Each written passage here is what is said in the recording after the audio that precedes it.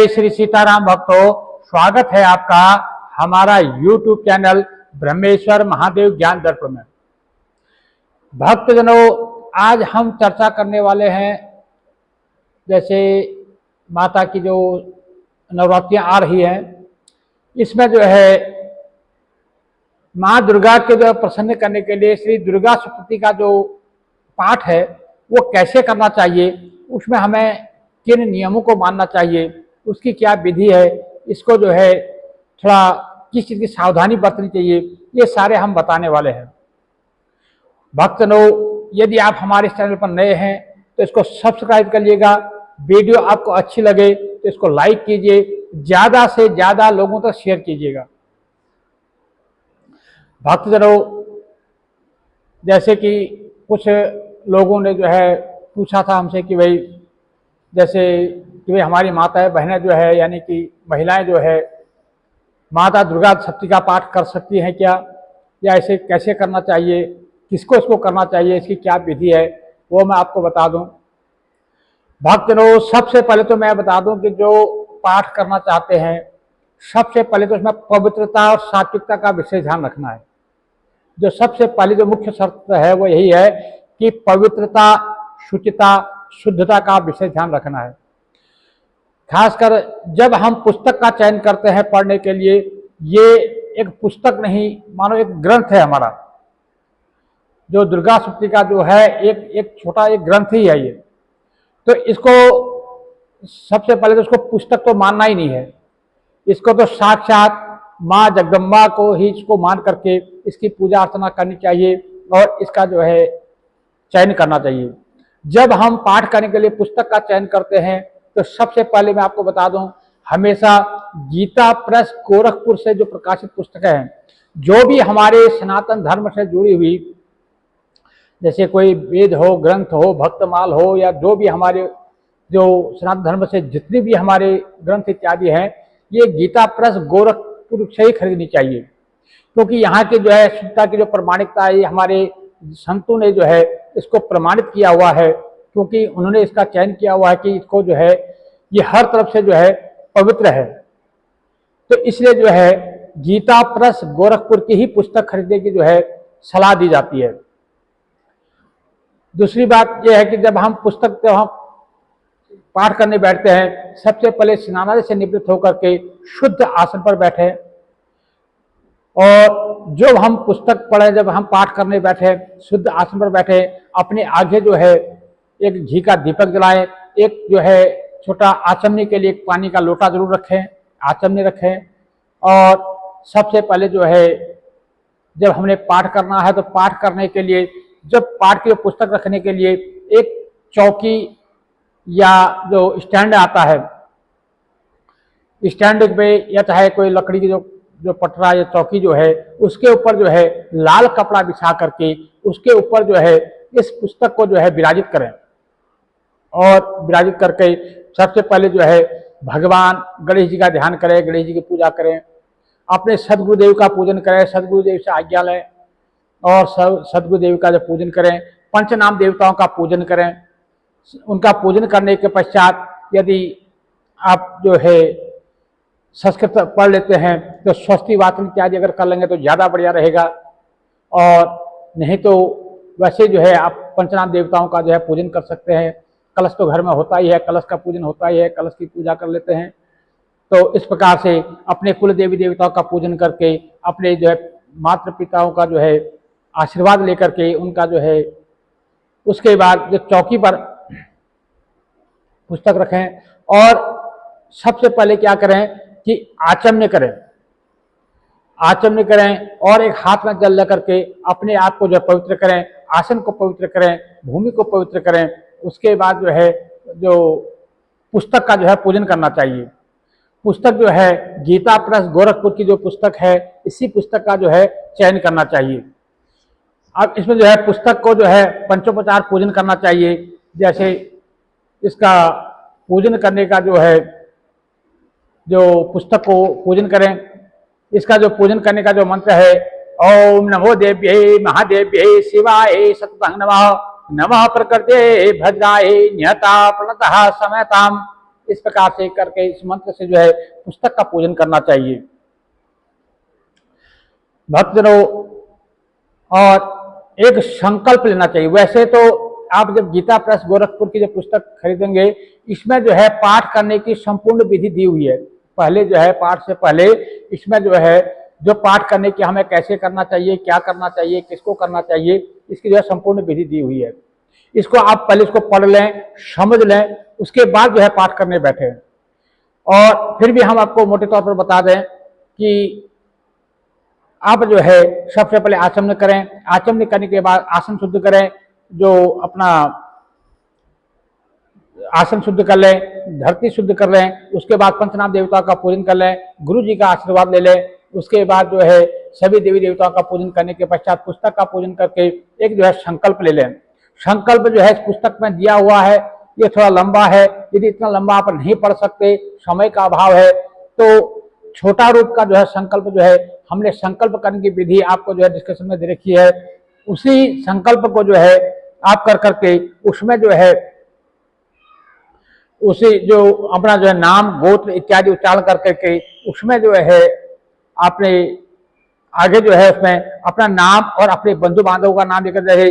स्त्री बंधु बांधव श्री नवदुर्गा ग्रहानुगात ग्रह कृत राज कृत सर्व विधि पीड़ा निवृत्ति पूर्वकं नैरुज्य दीर्घायु पुष्टि धन धान्य समृद्धतम श्री नवदुर्गा प्रसादेन सर्वापनिवृत्ति सर्वा अभीष्ट फलावाप्ति धर्मार्थ काम मोक्ष चतुर्विध पुरुषार्थ सिद्धि द्वारा श्री महाकाली महालक्ष्मी महासरस्वती देवता प्रीत्यर्थम शापो उद्धार पुरस्सरम कवच अर्गला कीलक पाठ वेदांतोक्त रात्रि सूक्त पाठ देव्य अथर्व शीर्ष पाठ न्यास विधि सहित नवान्न जप सप्तशती न्यास ध्यान सहित श्री चित्त संबंधी विनियोग, इस प्रकार से जो है इसका संकल्प कर सकते हैं।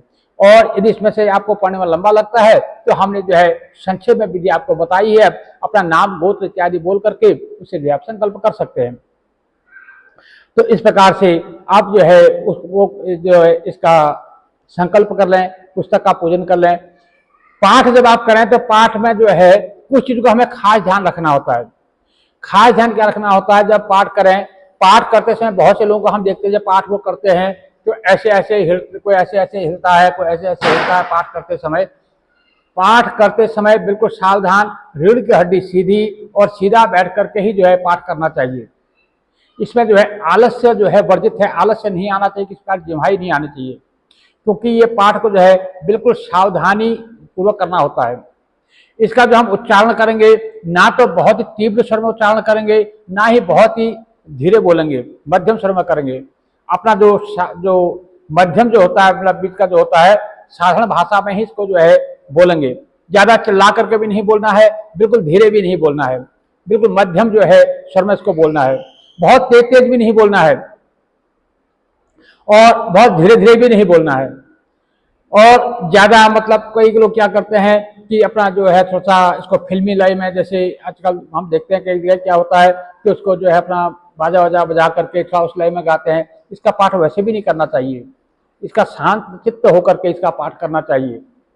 और जैसे कि लोगों ने पूछा है कि इसका पाठ जो किसको करना चाहिए, स्त्री करे चाहे पुरुष करे, चाहे बच्चा करे, चाहे बूढ़ा करे, चाहे जवान करे, चाहे माताएं करें, चाहे बहन करे, सबको इसका पाठ करने का अधिकारी है। क्योंकि माँ तो ममतामयी है, करुणामयी है। पराम्बा जगदम्बा जो है वो तो वात्सल्यमयी माता है, उसका पाठ जो है हर किसी को जो है करने का अधिकार है।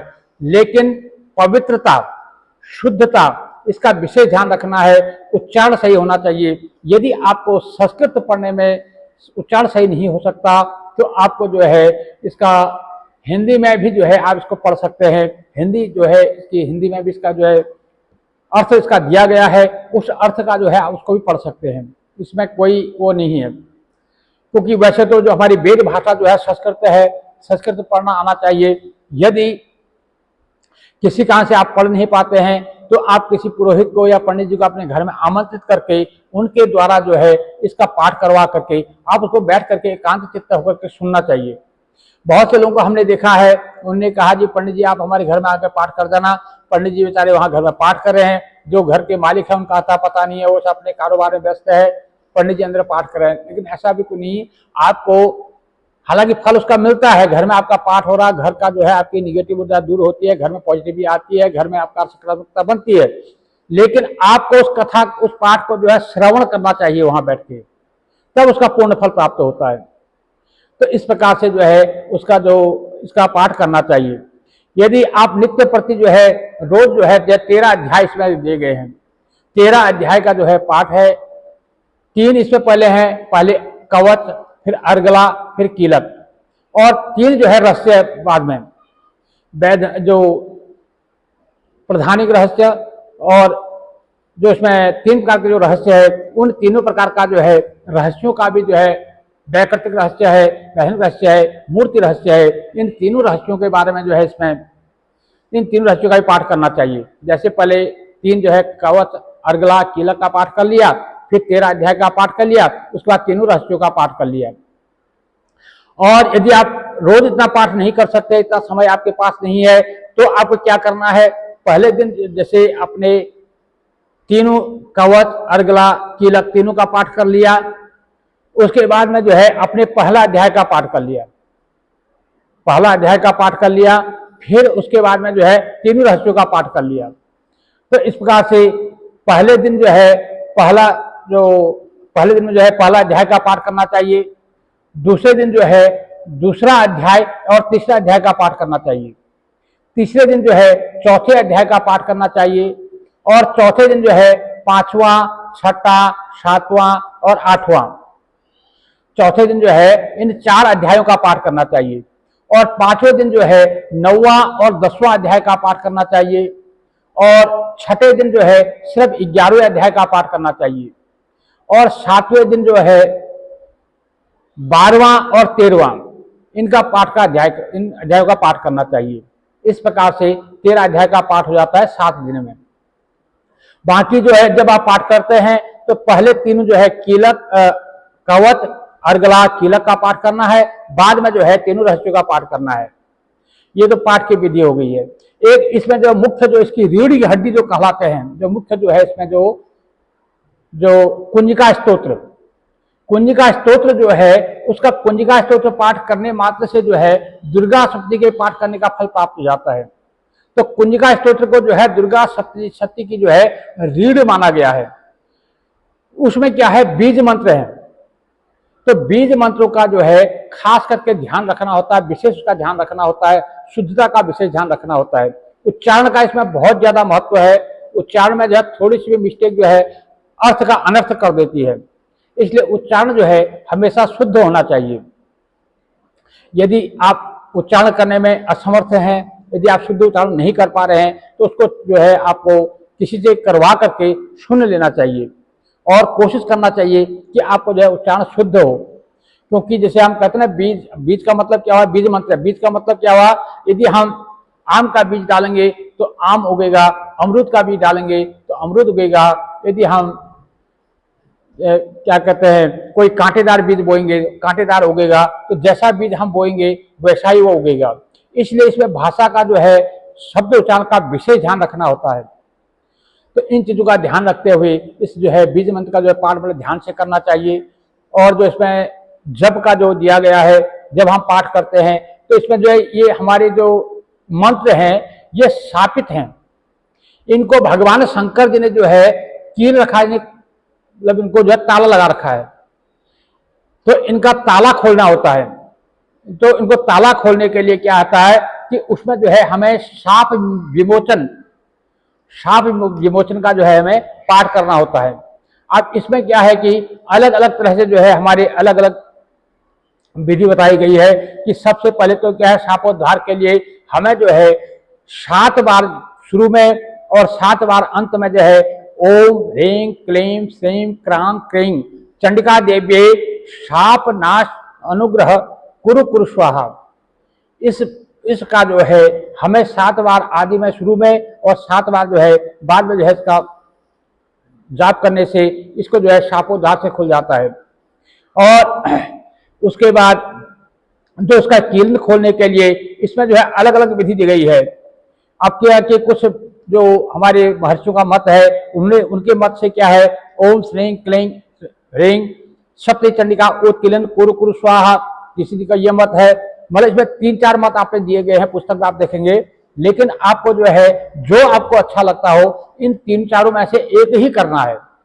या जैसे इसका पाठ भी कर सकते हैं, ओम अस्य श्री चंडिकायाः ब्रह्मा वशिष्ठ विश्वामित्र शाप विमोचन मंत्र वशिष्ठ नारद संवाद शाम वेदा अधिपति ब्राह्मण ऋषि हो सर्वभय कारण श्री दुर्गा देवता चरित्र त्रयांग बीजंग ह्रीं शक्ति ही त्रिगुणात्म स्वरूप चंडिका शाप विमुक्तो मम संकल्पित कार्य सिद्ध्यर्थे जपे विनियोग। इस प्रकार से आगे इसका जो पाठ दिया गया है इसका पाठ आप कर सकते हैं। इससे क्या होता है, ये जो उसका ताला होता है वो ताला खुल जाता है, जो हमारा जो इन मंत्रों को, क्योंकि भगवान ने ये मतलब ये किसी गलत आदमी के हाथ में न पड़ जाए, कोई इसका गलत जो है अर्थ न लगा ले, कोई इसका जो है गलत उपयोग ना कर ले। इन मंत्रों का किसी को परेशान करने के लिए, किसी के ऊपर दुर्विचार करने के लिए, किसी का जो है किसी प्रकार के नुकसान करने के लिए इसका कोई गलत इस्तेमाल ना करे, इसलिए ये भगवान ने इनको किलित कर रखा है। तो इसलिए इसमें बड़ी सावधानी बरतनी होती है। तो इस सावधानी से ही जो है इसका पाठ करना चाहिए। तो भक्तजनों सभी लोगों को जो है इसका पाठ करना चाहिए, और पाठ करने में इसका जो है जो खास सावधानी वही बरतनी है कि आपका जो स्वर हो ना तो ज़्यादा तेज हो, ना बहुत ही मध्या हो, ना पढ़ने की स्पीड आपकी बहुत ज़्यादा स्पीड से पढ़े, ना बहुत धीरे से पढ़े। और जब आपका पाठ संपन्न होता है, जब पाठ आपका जैसे पाठ पहला अध्याय जैसे समाप्त होता है, तो समाप्त होने पर क्या होता है, जैसे उसमें लिखा होता है पाठ में लिखा होता है, इति श्री मार्कंडेय पुराणे श्रावणिक मनंत्रे देवी महात्म्ये मधुकैटभ वधो नाम प्रथमो अध्याय, इस तरह से जो इस पर लिखा गया है। तो हमें इसको नहीं पढ़ना है, हमें इसको ऐसे नहीं पढ़ना है, क्योंकि इति वध और अध्याय इन चीजों को नहीं बोलना है। हमें पढ़ना है श्री मार्कंडेय पुराणे श्रावणिक मनंत्रे देवी महात्म्ये हरिओम तत्सत, इतना बोलना है। तो ये वध है, ये अध्याय है, इति है, समाप्त है, ये शब्दों को जो है हमें नहीं बोलना है, इनसे हमें बचना है। तो इस प्रकार का इसका जो है खास ध्यान रखना होता है। भक्तजनों इस प्रकार से आप जो है अपने घर में अपने आप जो इसका पाठ कर सकते हैं।